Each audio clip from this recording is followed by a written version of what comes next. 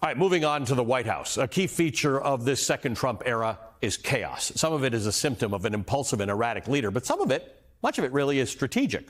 Flooding the zone, creating a destabilizing environment can cause some of the administration's most dangerous moves to fall under the radar. So you probably heard on Thursday, probably as soon as it happened, that the Justice Department indicted the former FBI director, James Comey, in what legal experts say appears to be an incredibly weak case. Just days after Donald Trump demanded Comey's prosecution in a social media post directed at the Attorney General, Pam Bondi. The indictment's a watershed moment in American history that spells out bad things for the rule of law in this country. But around the same time that the news of the indictment broke, something else happened. Something you might not have heard about, but something that is of monumental importance.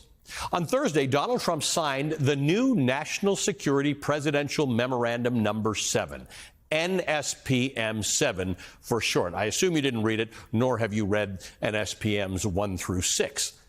But NSPM 7 could be the basis for the next phase of this administration's crackdown on political speech and dissent. The White House calls the memo, quote, countering domestic terrorism and organized political violence. It's a sweeping document that creates a framework that could allow the government to systematically dismantle political organizations that it deems to be a threat. The memo is overly broad. It opens up protest organizations, NGOs, private citizens to the possibility of being investigated for participating in political activity.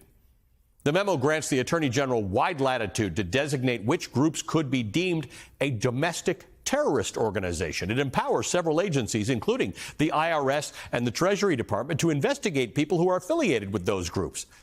Funders, donors, employees, tax-exempt groups, Americans living and working abroad with so-called foreign ties. Organizing a protest could lead to you being investigated. So could donating to a political cause or simply working for a nonprofit. This is a massive step toward criminalizing dissent and cracking down on ideology with which the administration does not agree. I will remind you, it is a memo. It's not a piece of legislation. But in justifying the need to take this action, the memo lists some recent examples of political violence, including, quote, riots in Los Angeles and Portland. So when President Trump announced that he's sending troops to, quote, war-ravaged Portland and authorizing, quote, full force, it's what this new memo he signed on Thursday was laying the groundwork for. During a press conference yesterday, local leaders, including Oregon's Governor Tina Kotek and Portland Mayor Keith Wilson, denounced Donald Trump's directive and stood united in resisting the deployment of troops to their city, which has seen a decline in violent crime and homicide in recent years, according to FBI data. Here's how the Portland Mayor Keith Wilson put it. President Trump has directed all necessary troops to Portland, Oregon. The number of necessary troops is 0. Politico suggests that Donald Trump's fixation with Portland might have more to do with the protests against ICE that are currently taking place there. But Portland also holds significance in Trumpian lore, as protests there, which I covered a few years ago, over the police killing of George Floyd, took on an anti-government tone in 2020, and some rioters set fire to government buildings. But even back then, you might remember, Donald Trump controversially sent in federal something agents, troops, we're not quite sure, who used controversial tactics. They transported arrested individuals in unmarked vehicles. Some of them were in camouflage. They were unidentified. And that just added to the tensions in the city. And given that history, it's worth noting that the new memo talks extensively of Antifa and anti-fascist movements, which are referred to in the memo as this anti-fascist lie, end quote. Because just days before the memo was released, Donald Trump signed a different executive order designating Antifa a domestic terrorist organization, which is really interesting because Antifa is not an organization at all. It is a decentralized, leaderless movement. It doesn't have a press secretary you can call up for a comment or a website you can go to or an address to mail anything to. It's not an entity. It's loosely affiliated groups with similar but not necessarily identical ideologies. So the question now becomes, and this is why this is important, who decides who's actually part of Antifa? Joining me now is Ben Rhodes, a former Deputy National Security Advisor and an MSNBC political contributor. He's also the co-host of Pod Save the World. Ben, good morning to you. This is all happening in the context of this weirdness in Portland. And I don't know if you've noticed this on social media, but people in Portland are posting all sorts of pictures about their chaotic, on fire, burning city in which nothing is actually happening. It feels, Tim Snyder said a couple hours ago to me, this feels like the administration is shopping for a problem. Yeah, well, look, they have a list of cities that all happen to be in blue states, right? Los Angeles, Portland, they're threatening Chicago. I think the important thing here, though, is to connect some of these dots. It is not unrelated. The Comey indictment, right? You have a president of the United States who wants the Justice Department to be able to go after any of his enemies. He wants to be able to deploy the military against cities he doesn't like. He wants to be able to designate whatever group he doesn't like as a domestic terror organization, which is something that does not exist under U.S. law. You can designate a foreign terrorist organization, so he's trying to find a way around that. And yes, I think they come in so provocative with their rhetoric to these places. I'm in L.A., where he said there was no riot in L.A. There was like one car that got burned, that they played a video of 24 hours a day on Fox News and said that there was a riot. He wants to start a riot.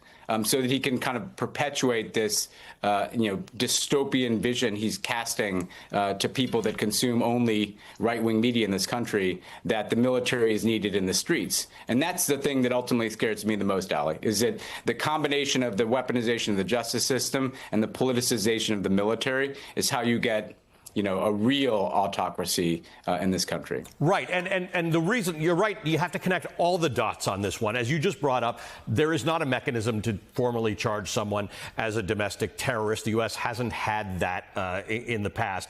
But this nebulous thing about Antifa, it almost feels deliberate. Like, pick Antifa, which doesn't actually have any organization, because at that point, you start digging through people's social media, you start digging through things that Ben Rhodes said in the past on his podcast, and anything can be, it sort of becomes a catch-all for dissent and anti-government stuff, which is what this country was founded on, but now seems to be becoming illegal.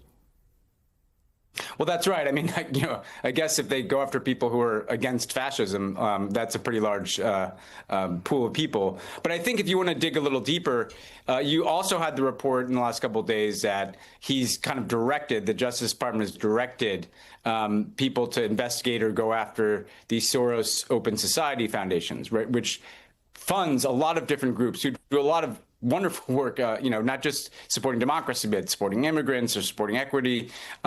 I could see a scenario where what they're going to try to say is that any progressive organization or NGO that shows up at any protest, right? Because their definition of Antifa kind of seems to be people who were at Black Lives Matter protests in 2020 or people who come out to protest ICE. They're going to try to gin up this idea that if you're essentially involved in civil disobedience in this country, potentially they're going to try to criminalize that. And they're going to try to criminalize it at the funding level, perhaps from Open Society foundations, or at the ground level.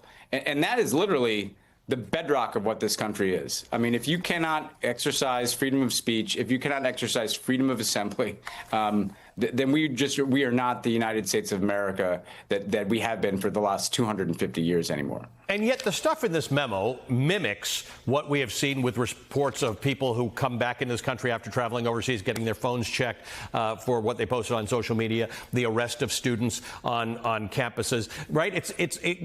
Tim Snyder pointed out, this is not a law.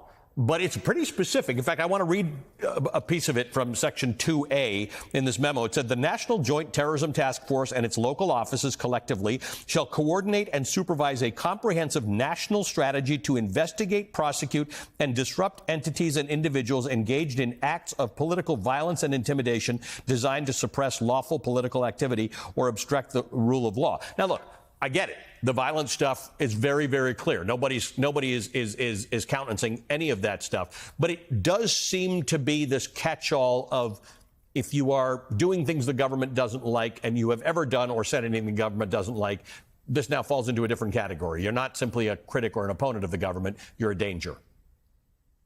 100%. And look, first of all, let's be very clear. the person that that is alleged to have killed Charlie Kirk, there's no nexus to any group, right? And so the basis that they're using, that there's some outbreak of political violence, there's no basis for there being some kind of network of organizations that are involved in left-wing political violence in this country. They're trying to create a narrative. They're trying to create a basis, a pretext for them to be able to quash dissent in this country. And we should take it very seriously. I was in the government. These kind of memos went out. They were intended to be guidance to the agencies of the United States federal government about what to do. These are not just press releases or things in the White House. They're usually the result of a process that it leads to this kind of guidance, where then there's a process of implementation, where the White House is asking, hey, what have you done today to execute that memo, right? That's what those are for. They're the kind of the outlines of the strategy that everybody is supposed to follow here. And I'm glad that you mentioned, by the way, foreigners, because let's be clear, if you are an undocumented person in this country, you have suffered significant authoritarian behavior. If you are a foreigner who's traveled here, who's been harassed, you have too. It's just now moving into other spaces. So they're taking a playbook that they're kind of working through different segments of the community in this country. And now they're really getting and zeroing in on the political opposition. And why wouldn't they follow through on this? They followed through on everything else that they've threatened to do pretty much.